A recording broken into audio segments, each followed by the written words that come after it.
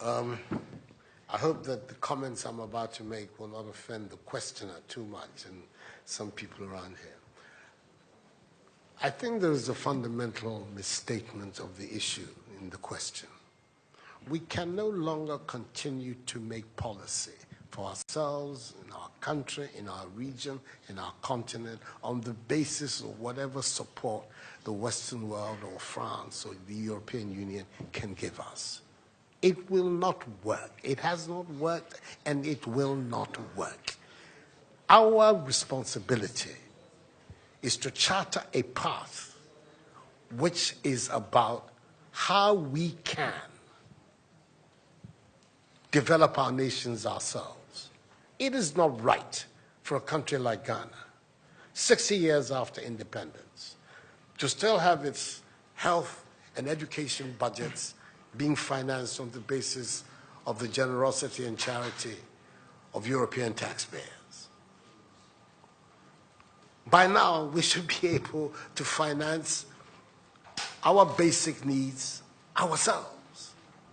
And if we are going to look at the next 60 years as a period of transition, a period whereby we can stand on our own feet, our perspective has not to be what the French taxpayer decides to do with whatever surpluses that they have in France. They're welcome. They're appreciated. Whatever interventions that the French taxpayer through their governments make to us are appreciated. We're not going to lick a gift horse in the mouth. But this continent, with all that has happened, is still today the repository of at least 30% of the most important minerals of the world. It is a continent of vast, arable and fertile lands. It has the youngest population of any of the continents in the world. So it has the energy and the dynamism. We've seen it. These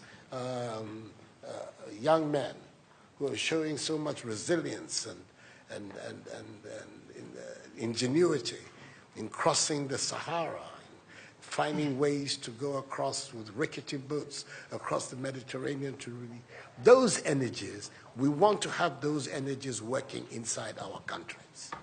And we're going to have those energies working in our countries if we begin to build systems that tell the young people of our country that their hopes, their opportunity are right here with us. Migration and the movement of people is being presented in a manner which suggests that somehow it's a new phenomenon. There's nothing new about it. It's as old as man, the movement of people. And it has always been linked to the same thing. The failure of where you are to provide you with an opportunity, so you move somewhere else. Those of you who are familiar with 19th century European history would know that the biggest wave of immigration in 19th century Europe, the latter part of it, came from Ireland and from Italy. Waves upon waves, generations of Italians and the Irish people left their countries to seek the American paradise, largely because Ireland was not working, Italy was not working. Today, you don't hear it.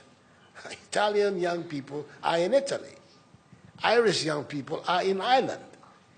We want young Africans to stay in Africa. And how are they? And it means that we have to get away from this mindset of dependence. This mindset about what can France do for us. France will do whatever it needs to do for its own sake. And when those coincide with ours, tant mieux, as the French people say. But our main responsibility as leaders, as citizens, is what we need to do to grow our own countries. What are the institutions that work that would allow us to have good governance, to have accountable governance, to make sure that the monies that are placed at the disposal of leaders are used for the interests of the state and not for those of the leaders, to have systems that allow for accountability, that allow for diversity, that allow for people to be able to express themselves and contribute to fashioning the public will and the public interest. Our concern should be with what do we need to do in this 21st century, to move Africa away from being cap in hand and begging for aid, for charity, for handouts. The African continent, when you look at its resources, should be giving monies to other places. We have huge wealth on this continent, in our own country of Ghana. And we need to have a mindset that says, we can do it. Others have done it. We can also do it. And once we have that mindset, we will see it as a liberating factor for ourselves. We keep talking about how it was that Koreans, Malaysians, Singaporeans, who got their independence at the same time as us. We're told of that at the time of Ghanaian independence, per capita Ghanaian income was higher than that of Korea. Today, Korea is part of the first world. So is Malaysia. So is Singapore. What happened? Why did they make that transition? And 60 years after independence, we are where we are. Those are the matters that should concern all of us as Africans, as Ghanaians. And not, when I say so with the greatest of respect to the French president, I think that the cooperation of France is something that I am, as you know, a strong friend of France. I am Francophile. So I don't have any difficulty with that.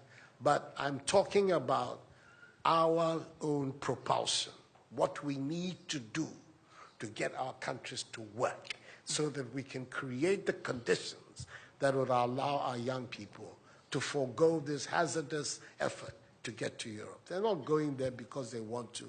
They're going there because they don't believe they have any opportunities in our countries. So that should be our focus. And I believe that with that if we change that mindset of dependence, that mindset which is contingent on aid and charity, we would see that in the decades ahead of us, the full flowering of the African peoples would take place. And that new African personality that was talked about at the time of our independence will become real and imminent in our times. That's what I'm saying. I hope that I'm not upsetting the questioner or even some of my friends who are here. But these are my strongly held beliefs. And that is the reason why I've adopted as the slogan of my presidency, of my period of the Supreme Office of Ghana, that we want to build a Ghana beyond aid. A Ghana which is independent, which is self-sufficient, that is capable of standing on its own feet and building its own life. We can do it if we have the correct mindset to do so. Mr. President, those are my contributions.